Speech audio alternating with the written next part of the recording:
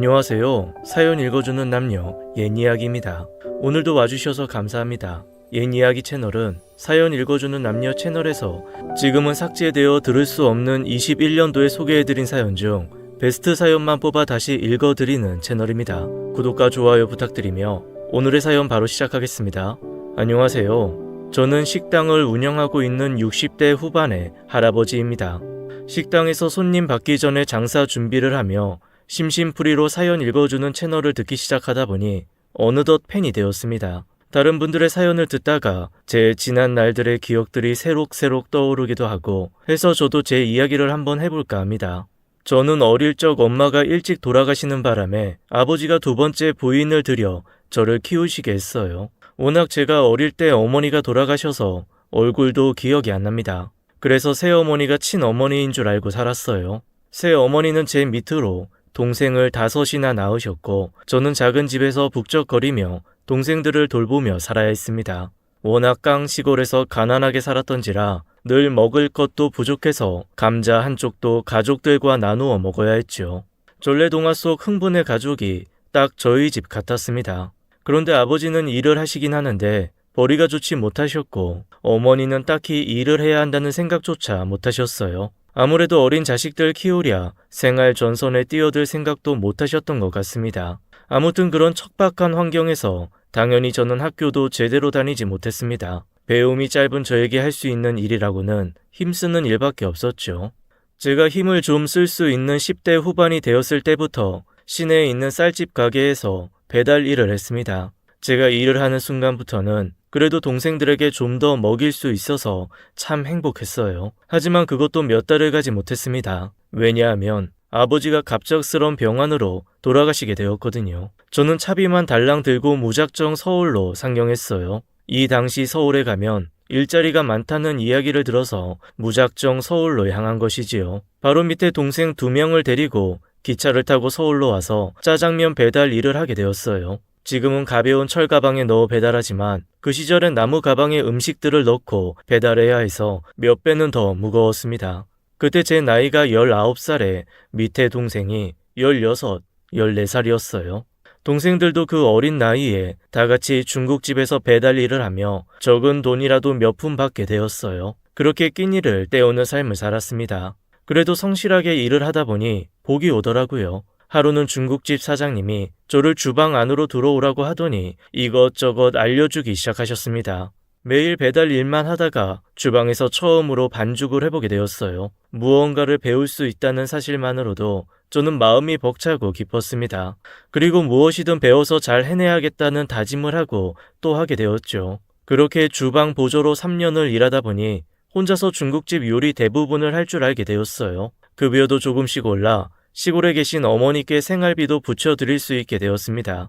그리고 저도 언젠가는 중국집 주방장이 되겠다는 목표로 참 성실히도 일을 했어요. 그렇게 일하다 보니 사장님도 저의 성실함을 알아봐 주었고 장사가 잘 되어 2호점을 낼 때 그곳의 모든 요리를 저에게 맡기실 정도로 성장하게 되었어요. 그리고 급여도 계속 올라 동생들 공부도 시킬 수 있게 되었죠.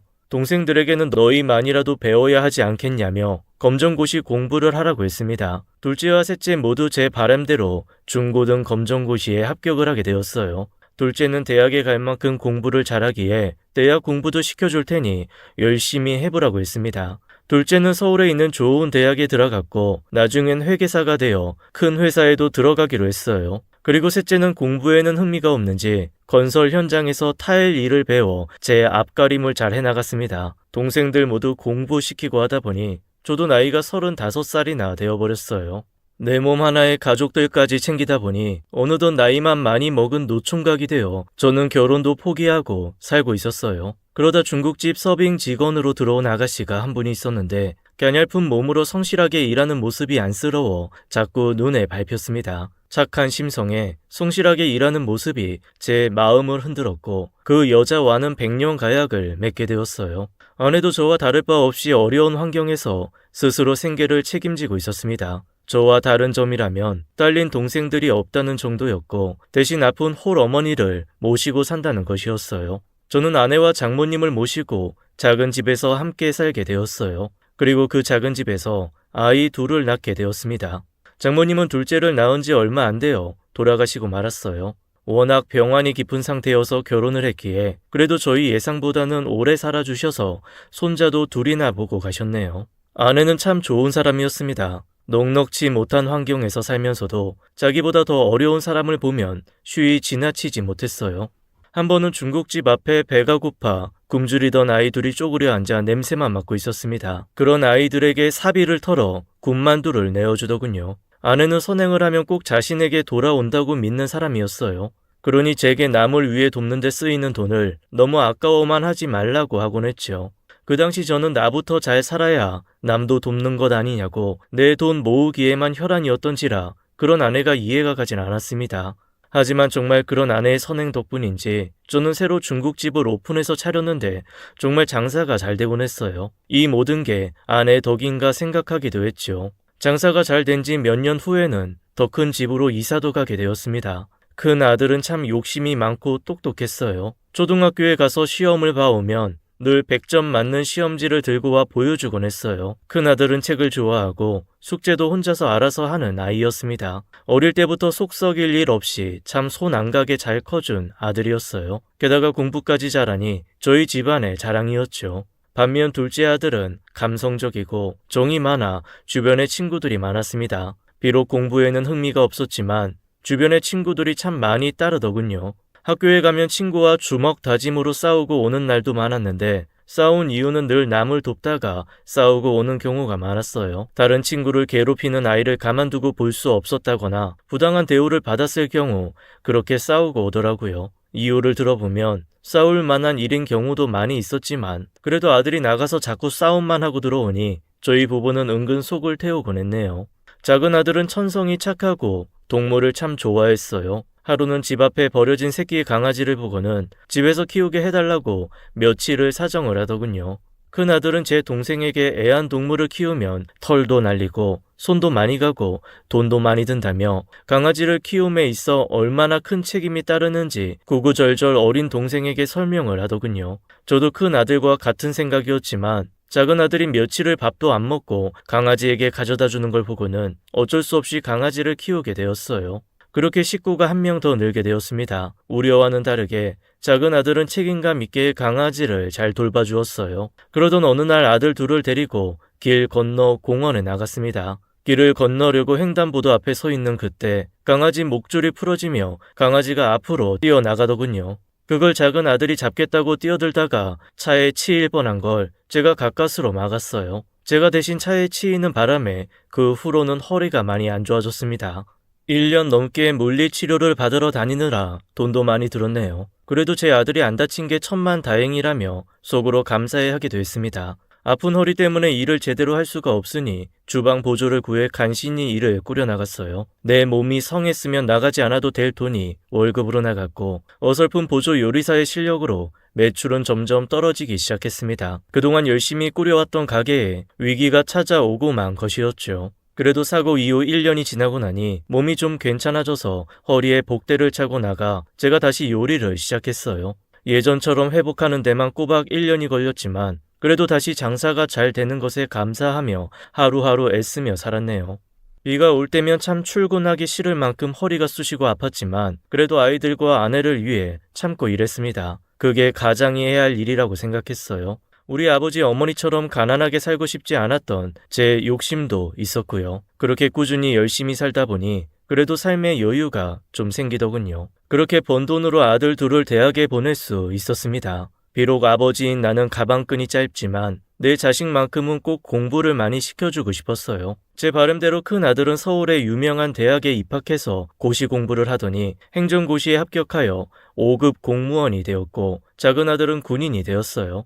작은 아들은 수의사가 되고 싶어 했지만 공부엔 소질이 없었던지 3년간 공부하다 결국 포기하고 군대에 갔다가 적성에 맞는다며 군인이 된 것이었죠. 아들들이 대학 졸업하고 직장을 다니다 몇 년 지나니 결혼을 하겠다고 며느리감을 데려왔더군요. 큰 아들은 같은 공무원 일을 하고 있는 처자를 데려왔는데 아주 부잣집에 맏딸로 많이 배우고 똑똑한 사람이었습니다. 큰 아들네 사돈댁은 교수님 집안의 강남에서도 잘 사는 축에 속하는 엘리트 집안이더군요. 저는 우리 집이 뭐 하나 내세울 게 없는데 제 아들과 결혼해준다는 큰 며느리가 고마울 따름이었습니다. 저희 집이 남의 손 안 빌리고 살 정도야 되지만 자식들 집까지 사줄 만큼 여유로운 건 아니어서 장가 보낼 때 딱 1억 정도밖에 해줄 수가 없겠더라고요. 큰 아들은 부모가 이것밖에 해줄 수 없는 것에 좀 못마땅해하는 눈치였어요. 저는 사실 내 자식 먹이고 입히고 공부 가르쳤으면 그걸로 됐다고 생각했는데 제 아내는 그게 아니었나 봐요. 부자로 잘 살아온 처자를 며느리로 들이려니 속으로 부담이 되었는지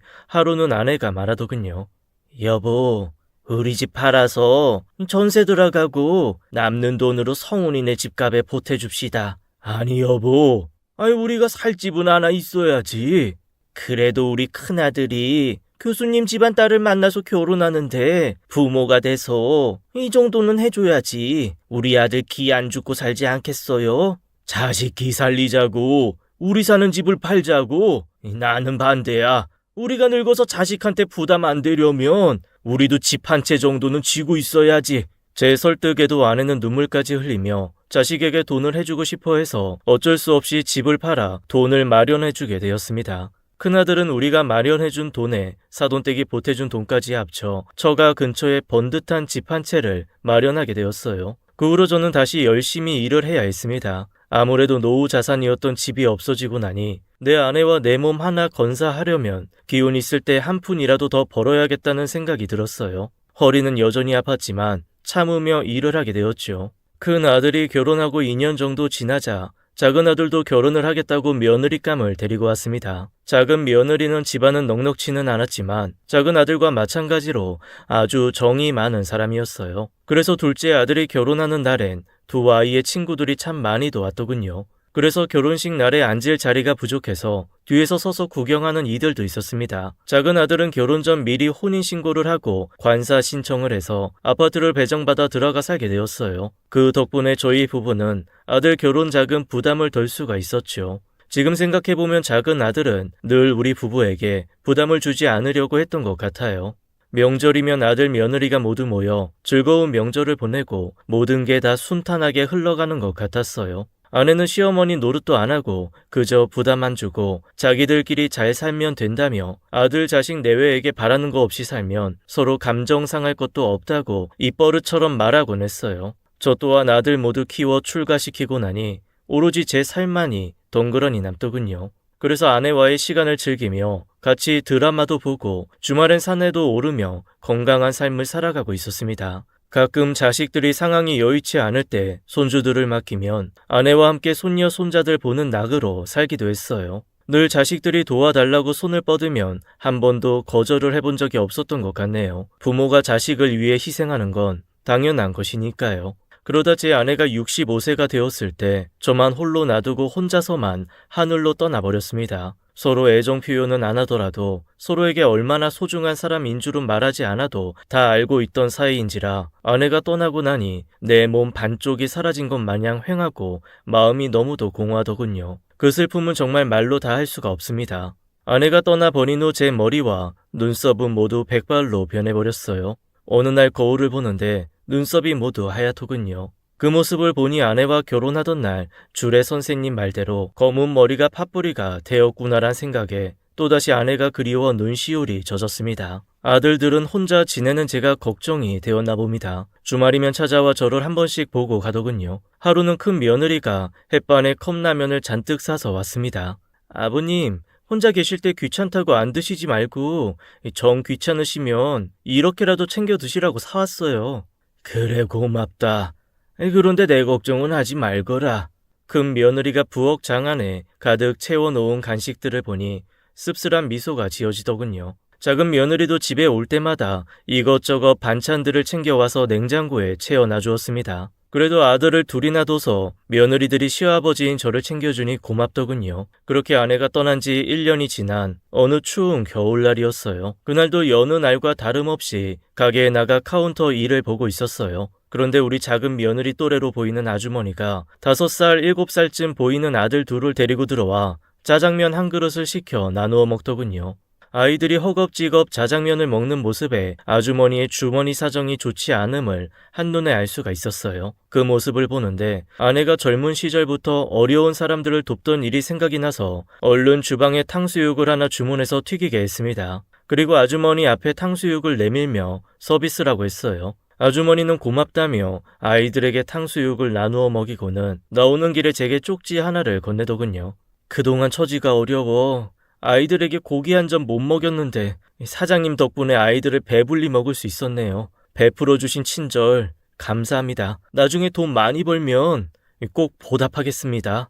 라고 쓰여 있었습니다. 그 쪽지를 보니 마음이 따뜻해지더군요. 그동안 왜 아내가 이런 선행을 해왔는지 알겠더군요. 그해 겨울은 유난히도 추웠습니다. 집에 가려고 주차장에 있는 차를 향해 걸어가는데 갑자기 추워진 탓인지 몸이 말을 듣지 않는 느낌이 들었고 순간 중심을 못 잡고 넘어진 후로는 기억이 나지 않았어요. 눈을 떴을 때는 이미 병원에 옮겨진 후였습니다. 제 눈앞에는 아들 둘과 며느리들이 와 있었어요. 어떻게 된 일이냐고 했더니 제가 계단에 쓰러져 있던 걸 어떤 아주머니가 119에 신고해서 병원까지 데려다 주었다고 하더군요. 병원에서 아들들에게 연락이 가서 아들들이 달려온 것이었죠. 의사의 말에 의하면 뇌졸중으로 팔다리에 마비가 오게 되면서 계단에서 중심을 잃고 굴러 떨어진 것 같다고 했습니다. 그리고 의식을 잃은 건 가벼운 뇌진탕 때문이고 뇌출혈이 아니니 걱정하지 말라고 하더군요. 다만 추운 날씨 때문에 뇌로 가는 혈액이 원활하게 순환되지 못해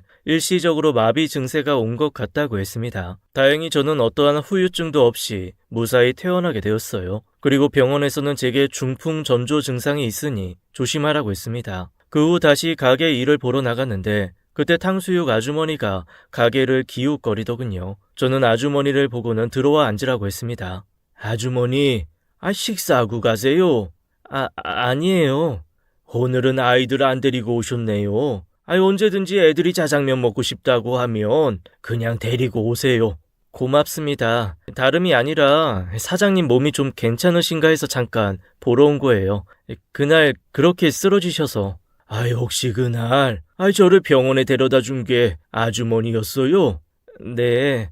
그런데 왜 쓰러지신 거래요? 저는 그날 아이들 때문에 얼른 들어가 봐야 해서 결과를 못 듣고 왔거든요. 가벼운 뇌진탕이었어요. 갑자기 몸이 말을 안 들어서 계단에서 구르는 바람에. 이제 괜찮으신 거예요? 예. 혹시 걱정해 주신 거예요? 그럼요. 좋으신 분인데 그렇게 쓰러지신 것 보고 얼마나 놀랐다고요. 고마워요. 제가 이렇게 아주머니한테 큰 도움 받았네요. 저는 그날 그 아주머니를 홀에 있는 테이블에 앉혀 제 와이프 이야기를 하며 그동안 와이프가 어떻게 살아왔고 얼마나 사람들을 돕고 살았는지 구구절절 이야기했습니다. 그리고 그날 제가 베푼 친절에 저 또한 아주머니의 도움을 받아 무사히 병원으로 옮겨질 수 있었다고 감사의 말을 전하게 되었죠. 정말 아내의 말대로 선행은 자신에게 복으로 돌아오더군요. 그 생각에 아내가 더욱 그리워지는 날이었습니다. 저는 집으로 돌아와 다시 일상생활을 시작했는데 제 아들들은 혼자 지내는 제가 걱정이 되었나 봅니다. 퇴원 후 돌아온 주말에 아들 며느리들이 모두 모여 저를 보러 왔더군요. 그리고 식사 후 이런저런 이야기를 나누다가 오후 3시쯤이 되니 피곤해서 방으로 들어와 누웠습니다. 잠깐 눈을 감았다가 뜬 것 같은데 시계를 보니 1시간 반이나 지났더군요. 방에서 나가려고 몸을 일으키는데 밖에서 조금 소란스러운 소리가 들렸습니다. 형, 아버지가 형한테 얼마나 잘해줬는데 어떻게 모시기 싫다는 말을 할 수가 있어. 형수님도 정말 너무하신 거 아니에요? 사방님, 저희들 사정이 안 되니까 그렇죠. 조카 중학생이라 공부해야 되는 거랑 아버지 모시는 게 무슨 상관인데요. 형은 아버지가 집 사라고 집까지 팔아서 보태줬는데 이제 와서 아버지 아프고 병드니까 나 몰라라 하는 거야? 장명은 목소리 그만 높여. 아버지 깨시겠다. 정 모시고 싶으면 네가 모시면 되잖아. 그만들 하세요. 아버님 저희가 모실 테니까 이제 그만들 싸우시라고요. 나는 형이 당연히 아버지 모셔갈 줄 알고 내가 먼저 모시겠다고 하면 혹시라도 형이 서운해할까봐 얘기 꺼낸 거였어. 내 딴에는 그래도 형네 집이 우리 집보다 더 넓고 좋으니까 거기 계시는 게 낫겠다 싶어서 얘기한 거라고. 형이 계산적인 사람인 건 알았지만 그래도 아버지한테까지 이럴 줄은 몰랐다. 정말 실망이야. 형님, 며느리 입장에서 아버님 모시는 게 얼마나 부담이고 어려운 일인 줄 아는데 그래도 너무 칼 같으시네요. 저도 이 사람이 아버님 모시자고 했을 때 고민 많이 했어요. 그래도 그동안 아버님이 얼마나 자식들을 위해서 열심히 살아오셨어요. 그런 거 생각하면 모시기 싫다는 말하기 어려울 텐데 저도 형님네한테 정말 실망이네요. 내 몸 하나는 내가 건사할 수 있는데 자식들이 방 밖에서 저렇게 싸우는 모습을 보니 무척 씁쓸했어요. 저는 밖으로 나가 아이들에게 내 걱정 말라고 난 혼자서도 충분히 잘 지낼 수 있다고 말했습니다. 작은 아들은 눈물까지 흘리며 아빠, 나 때문에 평생 허리 아파서 고생했는데 제가 당연히 모셔야죠. 이제 아버지 연세도 있고 건강도 염려되니까 같이 살아요. 라고 했어요. 저는 손살에 치며 됐다고 몇 번이나 말했는데 나중엔 작은 며느리가 저를 데리러 왔다며 커다란 캐리어를 들고 오는 바람에 어쩔 수 없이 작은 아들네 집으로 가게 되었습니다. 저는 아내와 지내던 집을 마지막으로 한번 둘러보고는 나오게 되었네요. 그 후 작은 아들 부부와 함께 지내게 되었어요. 아들들과 같이 살 때와는 다르게 출가한 아들네 집에서 같이 살려니 가시방석도 이런 가시방석이 없었습니다. 끼니 때가 다가오면 괜히 며느리에게 미안해지고 내가 뭐라도 돕고 싶은 마음에 주방을 기웃거리면 며느리는 더 불편해하며 그냥 편히 앉아 있으라고만 했어요. 그럼 저는 괜히 놀고 있는 손이 부끄러워 욕실로 들어가 제 양말과 속옷을 빨곤 했습니다. 며느리는 그런 제게 핀잔을 주며 아버님 제발 그냥 편히 계세요. 아버님 이런 거 안 하셔도 돼요. 라고 하고는 빨래가 들어있던 바가지를 대신 들고 빨래를 널러 가곤 했네요. 작은 며느리는 음식 솜씨가 좋아 뭘 만들어도 참 맛이 좋은데 어째서인지 밥이 잘 넘어가지 않더군요.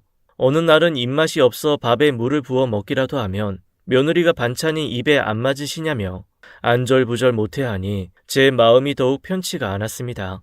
내가 이 나이 먹고 무슨 부귀영화 누리겠다고 아들 집에 들어와 짐이 되고 있는 건지 다시 나가던지 아니면 내가 쓰임새 있는 사람이 되던지 해야겠다는 생각이 들었어요.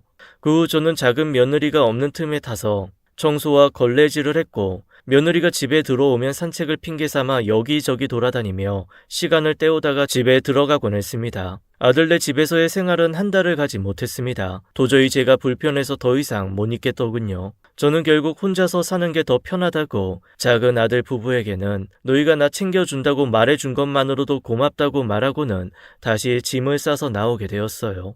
아들 집을 나오고 나니 얼마나 홀가분한지 이제는 방귀도 제 마음대로 뀌고 밥도 먹고 싶은 대로 먹으니 마음이 편하더군요. 더 나이가 들면 어쩔지 모르겠지만 제 몸 제가 건사할 수 있을 때까지는 혼자 살고 싶네요. 요즘은 더 바쁘게 살려고 노력하고 있습니다. 그리고 어려운 분들께 무료 식사 제공하는 봉사를 하고 있어요. 아내가 생전에 꼭 해보고 싶어 했던 일이었는데 늦었지만 제가 대신 실천하고 있습니다. 요즘처럼 어려운 경기에 모두 힘내시길 바라며 제 이야기를 마치겠습니다. 지금까지 사연 읽어주는 남녀 옛 이야기였습니다. 끝까지 함께 해주신 여러분 감사드리며 저희는 다음 사연으로 돌아올게요. 감사합니다.